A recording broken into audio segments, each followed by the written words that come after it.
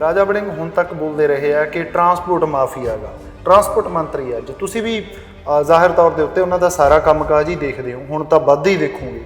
ਹਾਂਜੀ, ਇਹ transport mafia ਕਿਹਦਾ, ਕੌਣ ਹੈ ਟਰਾਂਸਪੋਰਟ ਮਾਫੀਆ ਪੰਜਾਬ ਦਾ?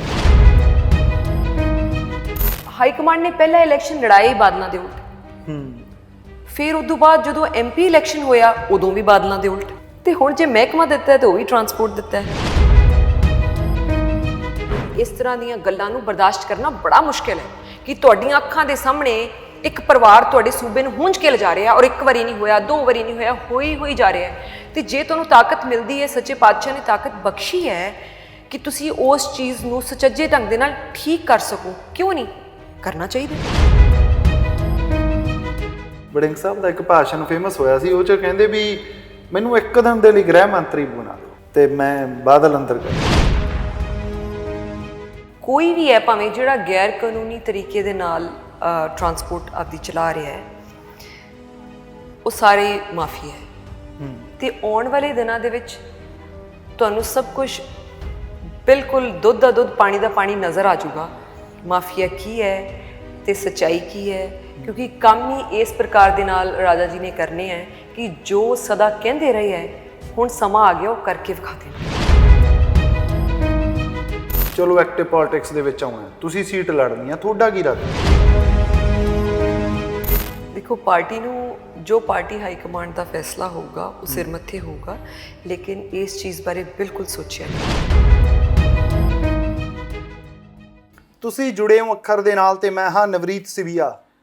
ਮਾਲਵਾ ਬਹੁਤ ਵੱਡਾ ਹੈ ਤੇ ਜੇ ਆ ਸਾਡੇ ਵਾਲੇ ਪੱਛਮੀ ਮਾਲਵੇ ਦੀ ਗੱਲ ਕਰਗੇ, ਇਹ ਆਪਦੇ ਆਪ 'ਚ ਕਮਾਲ ਦਾ ਹੈ। ਸਿਆਸਤ ਵੀ ਇੱਥੋਂ ਦੀ ਕਮਾਲ ਆ। ਇੱਥੋਂ ਦੀ ਸਿਆਸਤ ਬਾਦਲ ਇੱਕ ਇਹੋ ਜਿਹਾ ਸ਼ਬਦ ਆ, ਉਹਦੇ ਆਸੇ-ਪਾਸੇ ਘੁੰਮਦੀ ਹੈ। ਰਾਜਾ ਵੜਿੰਗ ਮੰਤਰੀ ਬਣੇ ਨੇ ਤੇ ਜੇ ਮੈਂ 7 ਜ਼ਿਲ੍ਹਿਆਂ ਦੀ ਗੱਲ ਕਰਾਂ, 7 ਦੇ ਵਿੱਚ 2 ਮਿਨਿਸਟਰ ਨੇ, ਜਿਨ੍ਹਾਂ 'ਚ ਕਾਂਗਰਸ ਦੇ ਵੀ ਇੱਕ ਮਿਨਿਸਟਰ ਦੇ ਨਾਂ ਪਿੱਛੇ ਬਾਦਲ ਹੈ। ਸੋ ਬਾਦਲ ਘੁੰਮਦੇ ਰਹਿੰਦੇ, ਉਹਨਾਂ 'ਚ ਇੱਕ ਰਾਜਾ ਵੜਿੰਗ ਨੇ। ਤੇ ਰਾਜਾ ਵੜਿੰਗ ਜਿਹੜੇ ਟਰਾਂਸਪੋਰਟ ਮਿਨਿਸਟਰ ਨੇ, ਉਹਨਾਂ ਦੇ ਧਰਮ ਪਤਨੀ ਅੰਮ੍ਰਿਤਾ ਵੜਿੰਗ ਮੇਰੇ ਨਾਲ ਇਸ ਵਕਤ ਗੱਲਬਾਤ ਕਰਨ ਦੇ ਲਈ ਮੌਜੂਦ ਨੇ। ਇਹਨਾਂ ਤੋਂ ਪੁੱਛਦੇ ਹਾਂ ਕਿੱਡੀ ਵੱਡੀ ਲੜਾਈ ਆ, ਕਿੰਨੀ ਕੁ ਸ਼ੁਰੂ ਹੋ ਗਈ, ਕਿੰਨੀ ਜਿੱਤ ਲਈ, ਕਿੱਥੇ ਪਹੁੰਚ ਗਏ। ਬਹੁਤ ਬਹੁਤ ਸ਼ੁਕਰੀਆ ਜੀ। ਧੰਨਵਾਦ। ਸਭ ਤੋਂ ਪਹਿਲਾ ਸਵਾਲ ਹੀ, ਹਾਂਜੀ, 7 ਜ਼ਿਲ੍ਹਿਆਂ 'ਚ ਹਾਂਜੀ, ਬਾਦਲਾਂ ਦੇ ਘਿਰੇ ਹੋਏ ਇਲਾਕੇ ਦੇ ਵਿੱਚ ਇੱਕ ਰਾਜਾ ਵੜਿੰਗ, ਕਿਵੇਂ ਆ ਲੜਾਈ? ਸ਼ੁਰੂ ਤੋਂ ਆਦਤ ਹੈ ਵੀਰ, ਜਦੋਂ ਪਹਿਲੀ ਇਲੈਕਸ਼ਨ ਲੜੀ ਸੀ ਤਾਂ ਉਹ ਬਾਦਲਾਂ ਨਾਲ ਹੀ ਲੜੀ ਸੀ। ਜਦੋਂ MP ਇਲੈਕਸ਼ਨ ਸੀ ਤਾਂ ਉਹ ਵੀ ਬਾਦਲਾਂ ਨਾਲ ਸੀ। ਤੇ ਮੈਨੂੰ ਇਹ ਲੱਗਦਾ ਹੈ ਕਿ ਜੋ ਹਾਈ ਕਮਾਂਡ ਨੂੰ ਠੀਕ ਲੱਗਦਾ ਹੈ ਤੇ ਜੋ ਉਹਨਾਂ ਨੂੰ ਸੂਟੇਬਲ ਕੈਂਡੀਡੇਟ ਲੱਗਦਾ ਹੈ ਕਿਸੇ ਵੀ ਇਲੈਕਸ਼ਨ ਦੇ ਵਾਸਤੇ, ਕਿਤੇ ਵੀ ਉਹਨਾਂ ਨੂੰ ਕੋਈ ਕਾਬਲ ਬੰਦਾ ਕਿਸੇ ਵੀ ਇਲੈਕਸ਼ਨ ਵਾਸਤੇ ਨਜ਼ਰ ਆਉਂਦਾ, ਟਿਕਟ ਉਸੇ ਨੂੰ ਹੀ ਮਿਲਦੀ ਹੈ। ਤੇ ਸ਼ਾਇਦ ਇਹੀ ਸੋਚ ਕੇ ਰਾਜਾ ਜੀ ਨੂੰ ਅੱਡ-ਅੱਡ ਇਲੈਕਸ਼ਨਸ ਦੇ ਵਿੱਚ ਇਹ ਟਿਕਟਾਂ ਬਾਦਲਾਂ ਦੇ ਖਿਲਾਫ ਮਿਲਦੀਆਂ ਰਹੀਆਂ। ਪਰ ਕਈ ਤਾਂ ਕਹਿੰਦੇ ਇਸ ਲਈ ਵੀ ਮਿਲੀ ਆ ਵੀ ਇਸ ਸਮੇਂ ਜਿੱਥੇ ਇਹ ਖੇਤਰ ਆ ਪੂਰਾ, ਮਤਲਬ ਜਿੱਥੇ ਪ੍ਰਕਾਸ਼ ਸਿੰਘ ਬਾਦਲ ਤੇ ਉਹਨਾਂ ਦਾ ਪਰਿਵਾਰ ਆਉਂਦਾ ਗਾ, ਇੱਕ ਨੋ ਡਾਊਟ ਬਹੁਤ ਵੱਡੀ ਪਾਵਰ ਨੇ ਰਾਜਨੀਤੀ ਦੇ ਵਿੱਚ, ਉਹਨਾਂ ਦੇ ਖਿਲਾਫ ਕਾਂਗਰਸ ਨੂੰ ਕੋਈ ਇਹੋ ਜਿਹਾ ਲੀਡਰ ਚਾਹੀਦਾ ਸੀ ਜਿਹੜਾ ਅੜ ਸਕੇ, ਭਿੜ ਸਕੇ। ਜਿਹੜੀ ਤੁਸੀਂ ਗੱਲ ਕਹੀ ਹੈ ਕਿ ਬਾਦਲ ਬੜੀ ਵੱਡੀ ਪਾਵਰ ਨੇ, ਮਾਫ ਕਰਿਆ ਜੇ ਮੈਂ ਇਹਦੇ ਨਾਲ ਸਹਿਮਤ ਨਹੀਂ। ਪਾਵਰ ਹਮੇਸ਼ਾ ਡੈਮੋਕ੍ਰੇਸੀ ਦੇ ਵਿੱਚ, ਲੋਕਤੰਤਰ ਦੇ ਵਿੱਚ ਲੋਕਾਂ ਦੀ ਹੋਇਆ ਕਰਦੀ ਹੈ। ਪਾਵਰ ਕਿਸੇ ਦੀ ਜਾਗੀਰ ਨਹੀਂ ਹੁੰਦੀ, ਸੂਬੇ ਕਿਸੇ ਦੀ ਜਾਗੀਰ ਨਹੀਂ ਹੁੰਦੇ। ਭਾਵੇਂ ਕੋਈ ਕਿੱਡਾ ਹੀ ਵੱਡਾ ਪੋਲੀਟੀਸ਼ੀਅਨ ਕਿਉਂ ਨਾ ਹੋਵੇ, ਭਾਵੇਂ ਕੋਈ ਕਿੱਡਾ ਹੀ ਵੱਡਾ ਮੰਤਰੀ ਕਿਉਂ ਨਾ ਹੋਵੇ, ਪਾਵਰ ਹਮੇਸ਼ਾ ਡੈਮੋਕ੍ਰੇਸੀ ਦੇ ਵਿੱਚ ਲੋਕਾਂ ਦੀ ਰਹਿੰਦੀ ਹੈ ਤੇ ਲੋਕਾਂ ਦੀ ਹੀ ਰਹੂਗੀ। ਤੇ ਪਰ ਪਾਰਟੀ ਨੇ ਇਸ ਹਲਕੇ 'ਚ ਜੇ ਤੁਹਾਨੂੰ ਮਿਨਿਸਟਰੀ ਦਿੱਤੀ ਆ ਤਾਂ ਕੁਛ ਤਾਂ ਸੋਚ ਕੇ ਦਿੱਤੀ ਆ ਨਾ, ਕਿ ਠੀਕ ਆ ਕਾਬਲ ਵੀ, ਮੈਂ ਉਹ 'ਤੇ ਵੀ ਨਹੀਂ ਸ਼ੱਕ ਕਰਦਾ, ਪਰ ਕੁਛ ਤਾਂ ਇੱਥੇ ਮੁਕਾਬਲਾ ਹੈ ਨਾ। ਕਿਉਂਕਿ ਤੁਹਾਡੀ ਸਾਰੀ ਪੋਲਿਟਿਕਸ ਮੈਂ ਗੱਲ ਕਰਾਂ, ਗਿੱਦੜਬਾਹਾ ਤੋਂ ਰਾਜਾ ਵੜਿੰਗ ਲੜਦੇ ਆ, ਉਹ ਇਲਾਕੇ ਤੋਂ ਪਹਿਲਾਂ ਬਾਦਲ ਪਰਿਵਾਰ ਲੜਦਾ ਰਿਹਾ। ਬਠਿੰਡਾ ਇਲੈਕਸ਼ਨ ਲੜੀ, ਉਹ ਹਰਸਿਮਰਤ ਕੌਰ ਬਾਦਲ ਦੇ ਖਿਲਾਫ ਸੀ। ਇੱਥੋਂ ਤੱਕ ਕਿ ਚਲੋ ਤੁਸੀਂ ਭਾਵੇਂ ਤੁਹਾਡੀ ਸਾਰੀ ਪਾਰਟੀ ਨਾ ਮੰਨੇ, ਪਰ ਮੈਂ ਤਾਂ ਇਹ ਸੁਣਿਆ ਵੀ ਜਿਹੜਾ ਵਿਰੋਧ ਵੀ ਸੀ ਕੋਈ ਆਪਦੀ ਵਿਦਿਨ ਪਾਰਟੀ ਵੀ, ਉਹਨਾਂ ਦਾ ਨਾਮ ਵੀ ਸੇਮ ਹੀ ਸੀ। ਦੇਖੋ, ਅਲੱਗ-ਅਲੱਗ ਸਮਿਆਂ ਤੇ ਅਸੀਂ ਕੋਈ ਗਿੱਦੜਵਾ ਚੁਣਿਆ ਨਹੀਂ ਸੀ ਪਹਿਲੀ MLA ਇਲੈਕਸ਼ਨ ਦੇ ਵਿੱਚ। ਬਠਿੰਡਾ ਇਲੈਕਸ਼ਨ ਦੇ ਵਿੱਚ ਕੋਈ ਚੁਣਿਆ ਨਹੀਂ ਸੀ ਰਾਜਾ ਜੀ ਨੇ ਕਿ ਮੈਂ ਉੱਥੋਂ ਹੀ ਲੜਨੀ ਹੈ। ਇਹ ਪਾਰਟੀ ਹਾਈ ਕਮਾਂਡ ਨੇ ਡਿਸਾਈਡ ਕੀਤਾ ਕਿ ਤੁਹਾਨੂੰ ਗਿੱਦੜਵਾ ਦਿੱਤਾ ਜਾਂਦਾ ਹੈ ਪਹਿਲੀ MLA ਇਲੈਕਸ਼ਨਸ ਦੇ ਵਿੱਚ। MP ਇਲੈਕਸ਼ਨਸ ਦੇ ਵਿੱਚ ਵੀ ਸਾਨੂੰ ਟਿਕਟ ਰਾਜਾ ਜੀ ਨੂੰ 22 ਦਿਨ ਪਹਿਲਾਂ ਮਿਲੀ ਸੀ, ਪਤਾ ਹੀ ਨਹੀਂ ਸੀ ਕਿ ਟਿਕਟ ਦੇ ਰਹੇ ਹੈ। ਇਹ basically party high command decide ਕਰਦੀ ਹੈ ਤੇ ਜਿੱਥੋਂ ਤੱਕ ਖਿਲਾਫਤ ਦਾ ਸਵਾਲ ਹੈ, ਕੋਈ ਕਿੰਨੀ ਮਰਜ਼ੀ ਖਿਲਾਫਤ ਕਰਦਾ ਰਵੇ,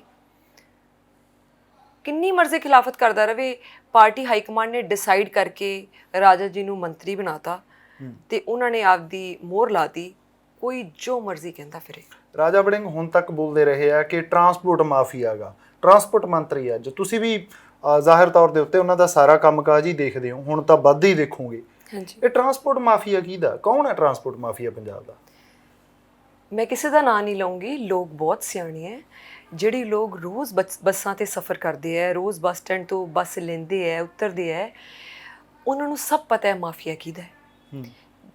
ਕੋਈ ਵੀ ਹੈ ਭਾਵੇਂ ਜਿਹੜਾ ਗੈਰ ਕਾਨੂੰਨੀ ਤਰੀਕੇ ਦੇ ਨਾਲ ਟਰਾਂਸਪੋਰਟ ਆਪਦੀ ਚਲਾ ਰਿਹਾ ਹੈ, ਉਹ ਸਾਰੇ ਮਾਫੀਆ ਹੈ।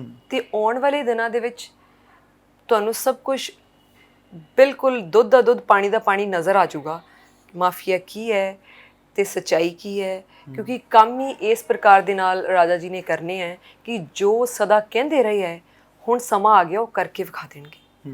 ਜਿਵੇਂ ਹਮੇਸ਼ਾ ਕੀਤਾ ਹੁਣ ਵੀ ਉਵੇਂ ਹੀ ਕਰਨਗੇ। ਕੀ ਕਰਨਗੇ? ਪਾਲਿਸੀਜ਼ ਇਸ ਤਰ੍ਹਾਂ ਦੀਆਂ ਬਣਨਗੀਆਂ ਕਿ ਜਿਹੜੇ ਵੀ ਲੋਕ ਗੈਰ ਕਾਨੂੰਨੀ ਢੰਗ ਦੇ ਨਾਲ, ਜਿਨ੍ਹਾਂ ਦੇ ਕਰਕੇ ਸਰਕਾਰੀ ਟਰਾਂਸਪੋਰਟ ਨੂੰ ਨੁਕਸਾਨ ਪਹੁੰਚਦਾ ਰਿਹਾ ਹੈ, ਜਿਨ੍ਹਾਂ ਕਰਕੇ ਘਾਟੇ 'ਚ ਰਹੀ ਹੈ ਸਾਡੀ PRTC, ਜਿਨ੍ਹਾਂ ਨੇ ਆਪਦੇ ਪ੍ਰਾਈਵੇਟ ਬਿਜ਼ਨੈਸਿਸ ਨੂੰ ਫਾਇਦਾ ਦੇਣ ਵਾਸਤੇ ਸਰਕਾਰੀ ਟਰਾਂਸਪੋਰਟ ਦੀ ਐਸੀ ਤੈਸੀ ਕਰਤੀ, ਇਹ ਤੁਸੀਂ ਆਉਣ ਵਾਲੇ ਦਿਨਾਂ ਦੇ ਵਿੱਚ ਦੇਖੋਗੇ ਕਿ ਪਾਲਿਸੀਜ਼ ਇਸ ਤਰ੍ਹਾਂ ਦੀਆਂ ਬਣਨਗੀਆਂ ਜੋ ਲੋਕਾਂ ਦੇ ਹਿੱਤਾਂ ਦੇ ਵਿੱਚ ਹੋਣਗੀਆਂ ਤੇ ਜੋ ਲੋਕ ਚਾਹੁੰਦੇ ਹੈ ਤੇ ਜੋ ਸਾਡੇ ਸੂਬੇ ਦੇ ਲਈ ਹੋਣਾ ਚਾਹੀਦਾ ਹੈ, ਪਾਲਿਸੀਜ਼ ਠੀਕ ਉਸੇ ਤਰ੍ਹਾਂ ਦੀਆਂ ਬਣਨਗੀਆਂ। ਹਾਈ ਕਮਾਂਡ ਨੇ ਰੋਲ ਦਿੱਤਾ, ਐਡਾ ਵੱਡਾ ਅਹੁਦਾ ਦਿੱਤਾ, ਤੁਸੀਂ ਕਹਿ ਰਹੇ ਹੋ ਕਿ ਹਾਈ ਕਮਾਂਡ ਨੇ ਇਹ ਮਾਣ ਬਖਸ਼ਿਆਗਾ, ਪਰ ਇਹ ਮਾਣ ਬਖਸ਼ਣ ਪਿੱਛੇ ਕੀ ਵਜ੍ਹਾ ਰਹੀ ਆ? ਬਹੁਤ ਲੋਕ ਕਹਿੰਦੇ ਆ ਕਿ ਇੱਥੇ ਇੱਕ ਸਟਰੋਂਗ ਲੀਡਰ ਚਾਹੀਦਾ ਸੀਗਾ। ਜਦੋਂ ਪਹਿਲਾ ਇਲੈਕਸ਼ਨ ਲੜਿਆ ਸੀ ਤਾਂ ਡਿਸਾਈਡ ਨਹੀਂ ਸੀ ਕੀਤਾ ਗਿੱਦੜਬਾਹਾ ਤੋਂ ਲੜਨਾ ਹੈ, ਇਹ ਨਹੀਂ ਸੀ ਡਿਸਾਈਡ ਕੀਤਾ ਕਿ ਆਪੋਜੀਸ਼ਨ ਬਾਦਲਾਂ ਦੀ ਹੋਊਗੀ, ਬਿਲਕੁਲ ਪਤਾ ਹੀ ਨਹੀਂ ਸੀ। ਤਾਂ ਸ਼ਾਇਦ ਜਾਂ ਤਾਂ ਇਹ ਕਹਾਂ ਕਿ ਹਾਈ ਕਮਾਂਡ ਪਾਰਖੂ ਬਹੁਤ ਹੈ, ਜਾਂ ਇਹ ਕਹਾਂ ਕਿ ਰਾਜਾ ਜੀ ਮਿਹਨਤੀ ਬਹੁਤ ਹੈ, ਜਾਂ ਇਹ ਕਹਾਂ, ਇਹ ਤਾਂ ਖੈਰ ਜਾਂ ਦੇ ਵਿੱਚ ਆਉਂਦੀ ਨਹੀਂ, ਕਿ ਲੋਕਾਂ ਦਾ ਪਿਆਰ ਤਾਂ ਬੇਅਥਾਹ ਮਿਲਿਆ ਜਦੋਂ ਗਿੱਦੜਬਾਹਾ 'ਚ ਐਂਟਰ ਕੀਤੇ। ਲੋਕਾਂ ਦੀ ਇੰਨੀ ਸਪੋਰਟ ਰਹੀ ਸਾਡੀ ਜਨਤਾ ਦੀ, ਗਿੱਦੜਬਾਹਾ ਦੇ ਲੋਕਾਂ ਨੇ ਇੰਨਾ ਪਿਆਰ ਦਿੱਤਾ ਕਿ ਪਿੱਛੇ ਮੁੜ ਕੇ ਵੇਖਣ ਦੀ ਲੋੜ ਨਹੀਂ ਪਈ। ਤੇ ਹਾਈ ਕਮਾਂਡ ਨੇ ਪਹਿਲਾ ਇਲੈਕਸ਼ਨ ਲੜਾਇਆ ਹੀ ਬਾਦਲਾਂ ਦੇ ਉਲਟ, ਫਿਰ ਉਦੋਂ ਬਾਅਦ ਜਦੋਂ MP ਇਲੈਕਸ਼ਨ ਹੋਇਆ ਉਦੋਂ ਵੀ ਬਾਦਲਾਂ ਦੇ ਉਲਟ, ਤੇ ਹੁਣ ਜੇ ਮਹਿਕਮਾ ਦਿੱਤਾ ਤਾਂ ਉਹ ਵੀ ਟਰਾਂਸਪੋਰਟ ਦਿੱਤਾ ਹੈ। ਤਾਂ ਸ਼ਾਇਦ ਹਾਈ ਕਮਾਂਡ ਨੂੰ ਇਹ ਲੱਗਦਾ ਹੈ ਕਿਤੇ ਨਾ ਕਿਤੇ ਕਿ ਜੇ ਕੋਈ ਚੀਜ਼ ਇਸ ਤਰ੍ਹਾਂ ਦੀ ਹੈ ਜਿਹੜੀ ਟੱਕਰ ਦੇਣ ਵਾਲੀ ਹੈ, ਜਾਂ ਜੇ ਕੋਈ ਇਸ ਤਰ੍ਹਾਂ ਦਾ ਫਾਇਰ ਬ੍ਰਾਂਡ ਕੰਮ ਕਰਨਾ ਹੈ, ਤਾਂ Raja Warring is the ਐਪਟ candidate. ਪਤਾ ਨਹੀਂ, ਮੈਨੂੰ ਤਾਂ ਆਦਤ ਪੈ ਗਈ ਹੈ ਹੁਣ। ਮਤਲਬ ਹਾਈ ਕਮਾਂਡ ਨੇ ਤੁਹਾਨੂੰ ਲੱਗਦਾ ਕਿ ਚੁਣਿਆ ਹੀ ਇਸ ਲਈ ਹੈ? ਚੋਣ ਦਾ ਇੱਕ ਕਾਰਨ ਇਹ ਵੀ ਹੈ ਕਿ ਬਾਦਲਾਂ ਦੇ ਖਿਲਾਫ ਜੇ ਕੋਈ ਬੰਦਾ ਉਸ ਹਲਕੇ ਦੇ ਵਿੱਚ ਖੜ ਸਕਦਾ, ਮੈਂ ਬਣਾਈ ਮੰਤਰੀ ਬਾਦਲਾਂ ਦੇ ਖਿਲਾਫ ਲੜਨ ਵਾਸਤੇ। ਮੈਂ ਇਹ ਨਹੀਂ ਕਹੂੰਗੀ, ਪਰ ਮੈਂ ਇਹ ਕਹੂੰਗੀ ਕਿ ਜਿਹੜਾ ਕੰਮ ਉਹ ਸੌਂਪ ਦਿੰਦੇ ਉਹਨੂੰ ਬੜੀ ਸ਼ਿੱਦਤ ਦੇ ਨਾਲ ਕਰੀਦੇ, ਪਰ ਅੱਜ ਤੱਕ ਕੰਮ ਸਾਰੇ ਹੀ ਉਹ ਮਿਲਦੇ ਰਹੇ ਹੈ। ਪਰ ਤੁਹਾਡਾ ਮਹਿਕਮਾ ਜੀ ਦਾ ਸਿੱਧਾ ਵਾ ਉੱਥੇ ਪੈਣਾ ਹੀ ਪੈਣਾ ਜੀ, ਅੱਜ ਪੈ ਜੇ ਕੱਲ ਨੂੰ ਪੈ ਜੇ ਜੀ। ਦੇਖੋ, ਭਾਵੇਂ ਬਾਦਲ ਹੋਣ, ਭਾਵੇਂ ਕੋਈ ਹੋਰ ਹੋਵੇ, ਭਾਵੇਂ ਕੋਈ ਵੀ ਹੋਵੇ, ਜਿਹੜਾ ਵੀ ਗੈਰ ਕਾਨੂੰਨੀ ਕੰਮ ਹੈ ਨਾ, ਉਹਨੂੰ ਵੇਖੋ, ਜਿਹੜਾ ਕੋਈ ਵੀ ਓਨੈਸਟ ਮਿਨਿਸਟਰ ਹੈ ਉਹ ਟੋਲਰੇਟ ਨਹੀਂ ਕਰੂਗਾ। ਕੋਈ ਵੀ ਹੈ, ਭਾਵੇਂ ਉਹਨੂੰ XYZ ਕੋਈ ਵੀ ਕਰ ਰਿਹਾ ਹੈ, ਤਾਂ ਇਸ ਮਹਿਕਮੇ ਦੇ ਵਿੱਚ ਵੀ ਹੁਣ ਟੋਲਰੇਟ ਨਹੀਂ ਕੀਤਾ ਜਾਊਗਾ। ਮੈਂ ਕਿਸੇ ਦਾ ਨਾਮ ਨਹੀਂ ਲੈਂਦੀ, ਪਰ ਗੱਲ ਇਹ ਹੈ ਕਿ ਜੇ ਹਾਈ ਕਮਾਂਡ ਡਿਸਾਈਡ ਬਾਰ-ਬਾਰ ਇਹ ਕਰ ਰਹੀ ਹੈ ਤਾਂ ਹੁਣ ਸਾਨੂੰ ਆਦਤ ਪੈ ਗਈ ਹੈ, ਬਿਕੋਜ਼ ਅਸੀਂ ਓਨੈਸਟ ਲੋਕ ਹਾਂ, ਲੋਕਾਂ ਦੇ ਹਿੱਤਾਂ ਦੀ ਗੱਲ ਕਰਦੇ ਹਾਂ, ਡਿਵੈਲਪਮੈਂਟ ਦੀ ਗੱਲ ਕਰਦੇ ਹਾਂ। ਹੁਣ ਜੇ ਕੋਈ ਪਾਰਟੀ ਬਾਰ-ਬਾਰ ਪੰਜਾਬ ਨੂੰ ਹੂੰਝ ਕੇ ਆਪਦੇ ਘਰੇ ਹੀ ਲੈ ਜੂਗੀ, ਜੇ ਕੋਈ ਪਰਿਵਾਰ ਹੂੰਝ ਕੇ ਬਾਦਲ ਜਿਵੇਂ ਬਾਦਲ ਦੀ ਗੱਲ ਕਰ ਰਹੇ ਹੋ, ਜੇ ਉਹ ਸਾਰੇ ਮਤਲਬ ਹਮੇਸ਼ਾ ਸੋਚ ਹੀ ਹੈ ਕਿ ਪੰਜਾਬ ਨੂੰ ਹੂੰਝ ਕੇ ਆਪਦੇ ਘਰੇ ਲੈ ਜਾਣਾ।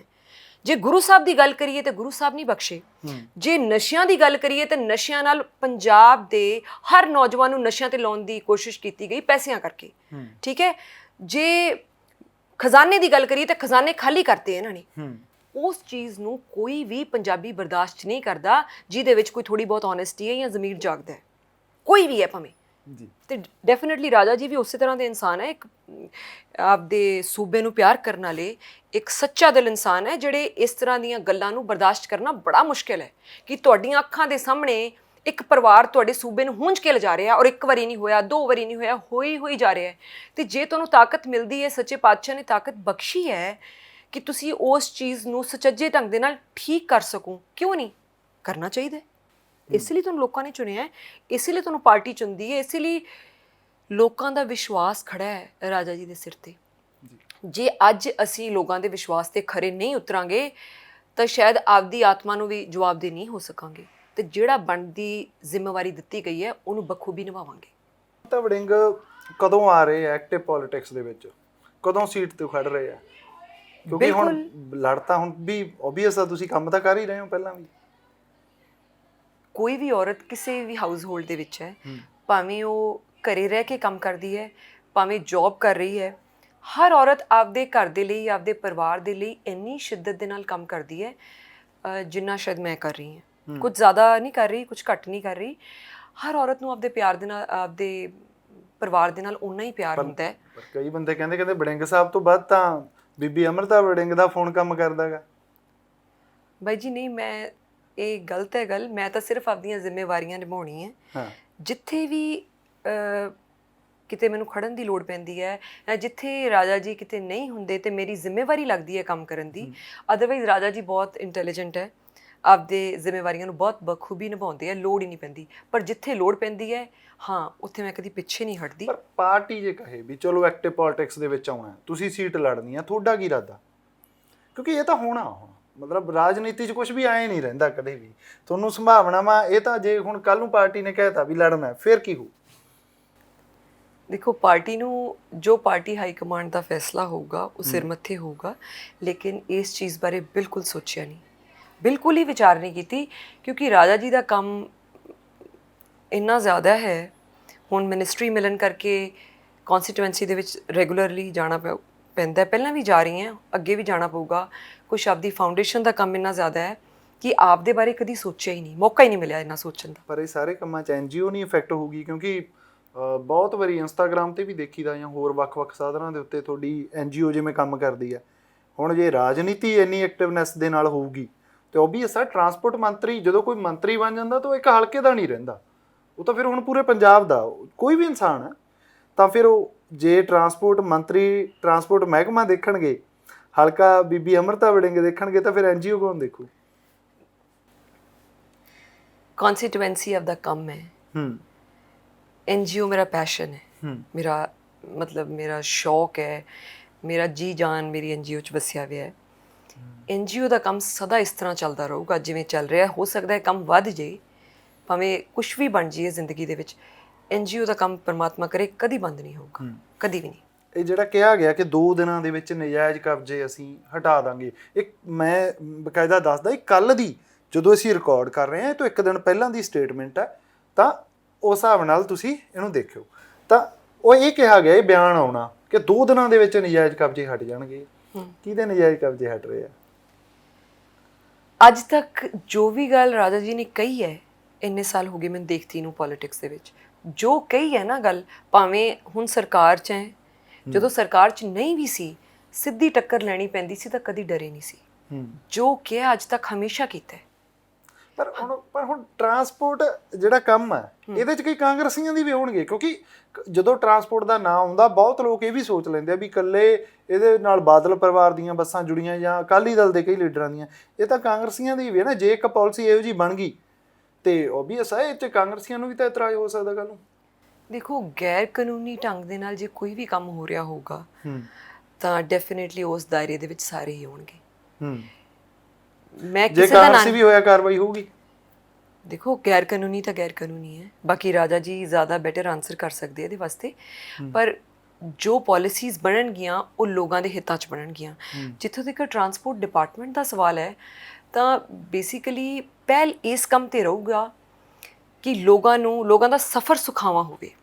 ਹਾਂ, ਮੰਤਰੀ ਸਾਹਿਬ ਨੇ ਕੱਲ ਖੁਦ ਵੀ ਸਫ਼ਰ ਕੀਤਾ ਬੱਸ ਦੇ ਵਿੱਚ। ਅੱਜ ਸਵੇਰ ਕੀਤਾ। ਅਸੀਂ ਚੰਡੀਗੜ੍ਹੋਂ ਆ ਰਹੇ ਸੀ, ਸਵੇਰ 6:30 ਵਜੇ ਇੱਕ ਬੱਸ ਬਠਿੰਡੇ ਦੀ ਸੀ, ਚੰਡੀਗੜ੍ਹੋਂ ਆਉਂਦਿਆਂ ਰਸਤੇ 'ਚ ਪਹਿਲਾਂ ਉਹਦੇ 'ਚ ਰਾਜਾ ਜੀ ਨੇ ਅੱਧਾ ਪੌਣਾ ਘੰਟਾ ਸਫ਼ਰ ਕੀਤਾ।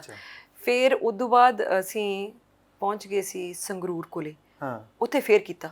2 ਬੱਸਾਂ 'ਚ ਅੱਜ ਸਵੇਰ ਸਫ਼ਰ ਕੀਤਾ। ਇਹ ਰਾਜਾ ਜੀ ਦੇ ਕੰਮ ਕਰਨ ਦਾ ਸਟਾਈਲ ਹੈ, ਗੱਲਾਂ ਦੀ ਤਹਿ ਤੱਕ ਪਹੁੰਚਣਾ, ਕੰਮ ਨੂੰ ਆਪਦੇ ਹੱਥੀਂ ਜਾ ਕੇ ਵੇਖਣਾ, ਹਾਂ, ਇਹ ਉਹਨਾਂ ਦਾ ਤਰੀਕਾ ਹੈ ਕੰਮ ਸਹੂਲਤਾਂ ਕਰਨ ਦਾ। ਵਧ ਰਹੀਆਂ ਬੱਸਾਂ ਦੇ ਵਿੱਚ, ਵਧਣਗੀਆਂ ਕਿਉਂਕਿ ਮੈਂ ਤਾਂ ਜਿੰਨੇ ਲੋਕ ਬੱਸਾਂ ਦੇ ਵਿੱਚ ਸਫ਼ਰ ਕਰਦੇ ਹੈ ਪੰਜਾਬ ਦੇ, ਮੈਂ ਸਭ ਨੂੰ ਇਹ ਬੇਨਤੀ ਕਰੂੰਗੀ ਕਿ ਤੁਸੀਂ ਮੰਤਰਾਲੇ ਨੂੰ, ਮੰਤਰੀ ਜੀ ਨੂੰ ਆਪਦੇ ਸੁਝਾਅ ਭੇਜੋ, ਤੁਹਾਨੂੰ ਕਿਸ ਤਰ੍ਹਾਂ ਦੀਆਂ ਚੇਂਜਸ ਚਾਹੀਦੀਆਂ, ਕੀ ਇੰਪਰੂਵਮੈਂਟ ਚਾਹੀਦੀ ਹੈ ਬੱਸਿਸ ਦੇ ਵਿੱਚ। ਬੇਸਿਕਲੀ ਮਾਫੀਆ ਤਾਂ ਜੋ ਵੀ ਹੈ ਉਹ ਆਪੇ ਮਤਲਬ ਇਹਨਾਂ ਨੇ ਦੇਖ ਹੀ ਲੈਣਾ ਹੈ, ਪਰ ਮੇਰੀ ਬੇਨਤੀ ਇਹ ਹੈ ਸਾਰਿਆਂ ਅੱਗੇ ਕਿ ਜਿਸ ਤਰ੍ਹਾਂ ਦਾ ਤੁਸੀਂ ਸਫ਼ਰ, ਤੁਹਾਨੂੰ ਜੋ ਤਕਲੀਫਾਂ ਆਉਂਦੀਆਂ ਸਫ਼ਰ ਕਰਨ ਲੱਗਿਆ, ਜਾਂ ਜਿਸ ਤਰ੍ਹਾਂ ਦੀ ਤੁਸੀਂ ਡਿਵੈਲਪਮੈਂਟ ਚਾਹੁੰਦੇ ਹੋ, ਜੋ ਤੁਸੀਂ ਚੇਂਜਸ ਚਾਹੁੰਦੇ ਹੋ, ਪਲੀਜ਼ ਉਹਦੇ ਸੁਝਾਅ ਜ਼ਰੂਰ ਦਿਓ। ਬਿਕੋਜ਼ ਜਿੰਨੀ ਪਬਲਿਕ ਪਾਰਟਿਸਿਪੇਸ਼ਨ ਰਹੂਗੀ ਨਾ, ਮਹਿਕਮਾ ਉਨਾ ਹੀ ਕਾਮਯਾਬ ਰਹੂਗਾ। ਓਨੈਸਟੀ ਦੇ ਨਾਲ ਕੰਮ ਕਰਨਾ ਤੇ ਲੋਕਾਂ ਦੇ ਹਿੱਤਾਂ ਦੇ ਲਈ ਕੰਮ ਕਰਨਾ ਤੇ ਲੋਕਾਂ ਨੂੰ ਨਾਲ ਲੈ ਕੇ ਕੰਮ ਕਰਨਾ ਹੈ। ਪੰਜਾਬ ਦੇ ਲੋਕਾਂ ਨੂੰ, ਮੈਂ ਤਾਂ ਤੁਹਾਨੂੰ ਸਾਰਿਆਂ ਨੂੰ ਇਹ ਬੇਨਤੀ ਕਰਦੀ ਹਾਂ ਕਿ ਤੁਸੀਂ ਆਪਦੇ ਸੁਝਾਅ ਦਿਓ, ਕੀ ਡਿਵੈਲਪਮੈਂਟ ਚਾਹੁੰਦੇ ਹੋ। ਅੱਖਰ ਦੇ ਦੇਖਣ ਵਾਲਿਆਂ ਨੇ ਸੁਝਾਅ ਭੇਜਤੇ, ਅਸੀਂ ਤਾਂ ਤੁਹਾਨੂੰ ਭੇਜ ਦਾਂਗੇ, ਉਹ ਤੇ ਵਿਚਾਰ ਜ਼ਰੂਰ ਕਰਾ ਦਿਓ। ਜੀ ਆਉਂਦਿਆਂ ਨੂੰ ਵੇਟ ਕਰਦੀ ਹਾਂ ਕਿ ਤੁਸੀਂ ਬੇਸਿਕਲੀ ਜਿਹੜੀ ਜਨਤਾ ਸਫ਼ਰ ਕਰ ਰਹੀ ਹੈ ਨਾ, ਜਿਹੜੀ ਜਨਤਾ ਟਰੈਵਲ ਕਰਦੀ ਹੈ, ਉਹਨਾਂ ਦਾ ਓਪੀਨੀਅਨ ਲੈਣਾ ਜ਼ਿਆਦਾ ਜ਼ਰੂਰੀ ਹੈ। ਉਹ ਦੱਸਣ ਸਾਫ਼ ਸੁਥਰੀਆਂ ਬੱਸਾਂ ਹੋਣ, ਪੀਣ ਦੇ ਪਾਣੀ ਦੀ ਸੁਵਿਧਾ ਹੋਵੇ, ਸਾਫ਼ ਸੁਥਰੇ ਬੱਸ ਸਟੈਂਡਸ ਹੋਣ। ਬਹੁਤ ਸਾਰੀਆਂ ਚੀਜ਼ਾਂ ਨਾ ਇਹ ਜਿਹੀਆਂ ਜਿਹਦੇ ਵਿੱਚ ਸਰਕਾਰ ਖਜ਼ਾਨੇ ਤੇ ਡਿਪੈਂਡ ਹੈ। ਹਾਂਜੀ, ਮਤਲਬ ਉਹ ਖਜ਼ਾਨਾ ਮੰਤਰੀ ਦੇ ਜਾਂ ਖਜ਼ਾਨੇ ਦੇ ਜੀ। ਇਹ ਇੱਕ ਦੋ ਵਿਭਾਗ ਹੀ ਹੁੰਦੇ ਇਹੋ ਜਿਹੇ ਹਾਂਜੀ ਜਿਹੜੇ ਖੁਦ ਜਨਰੇਟ ਵੀ ਕਰਦੇ ਆ। ਜੀ। ਇਹ ਮਹਿਕਮਾ ਉਹੋ ਜਾ। ਹਾਂਜੀ, ਹੋਰ ਵਸੀਲੇ ਕੀ, ਮਤਲਬ ਕੋਈ ਹੋਈ ਗੱਲ ਇਹਦੀ ਹਜੇ ਤੱਕ ਕਿ ਹਜੇ ਪਲੈਨਿੰਗ ਦੇ ਆ? ਕਿਉਂਕਿ ਦੇਖੋ ਅੱਜ ਤੀਸਰਾ ਦਿਨ ਹੈ, ਹਾਂ, ਇਹ ਬਹੁਤ अर्ਲੀ ਹੈ, ਪਰ ਕੁਝ ਚੀਜ਼ਾਂ ਨਾ ਦਿਮਾਗ 'ਚ ਹੁੰਦੀਆਂ ਪਹਿਲਾਂ। ਜਦੋਂ ਤੁਹਾਨੂੰ ਕੋਈ ਡਿਪਾਰਟਮੈਂਟ ਮਿਲਿਆ ਤਾਂ ਪਹਿਲੀਆਂ ਚੀਜ਼ਾਂ ਦਿਮਾਗ 'ਚ ਕੀ ਆਈਆਂ? ਪਹਿਲੀ ਗੱਲ ਦਿਮਾਗ 'ਚ ਇਹ ਆਈ ਕਿ ਲੋਕਾਂ ਦੇ ਲਈ ਕੀ ਕਰ ਸਕਦੇ ਆ, ਇਹਨੂੰ ਬਿਹਤਰ ਕਿਵੇਂ ਬਣਾ ਸਕਦੇ ਆ, ਇਹਦੇ ਵਿੱਚ ਕੀ ਚੰਗਾ ਕਰ ਸਕਦੇ ਆ, ਇਹਦੇ ਵਿੱਚ ਚੇਂਜ ਕੀ ਲਿਆ ਸਕਦੇ ਆ ਤਾਂ ਕਿ ਲੋਕਾਂ ਦਾ ਸਫ਼ਰ ਸੁਖਾਵਾਂ ਹੋਵੇ। ਵੜਿੰਗ ਸਾਹਿਬ ਦਾ ਇੱਕ ਭਾਸ਼ਣ ਫੇਮਸ ਹੋਇਆ ਸੀ, ਉਹ 'ਚ ਕਹਿੰਦੇ ਵੀ ਮੈਨੂੰ ਇੱਕ ਦਿਨ ਦੇ ਲਈ ਗ੍ਰਹਿ ਮੰਤਰੀ ਬਣਾ ਦਿਓ ਤੇ ਮੈਂ ਬਾਦਲ ਅੰਦਰ ਕਰ ਦੂੰ।